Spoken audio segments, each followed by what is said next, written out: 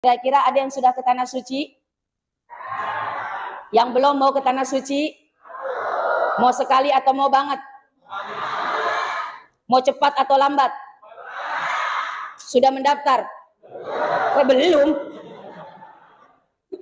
Masya Allah, kalau kita diberikan rezeki bisa ziarah ke tanah suci, minta sama travel tempat ibu bapak mohon maaf menunaikan ibadah ke tanah suci, antar ke daerah Taif. Biasanya sekarang travel rata-rata ziarah tambahan ke Taif. Nanti di situ ada sejarah yang luar biasa.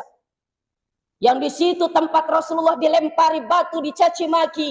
Di situ ada yang namanya Masjid Qu', di situ ada yang namanya Masjid Ahdas, di mana di situ Rasulullah mohon maaf berlindung, di mana Rasulullah di situ mohon maaf sikunya dia senderkan di batu sampai batunya itu lemah, tidak keras. Kenapa? Karena keistimewaan Rasulullah Shallallahu Alaihi Wasallam.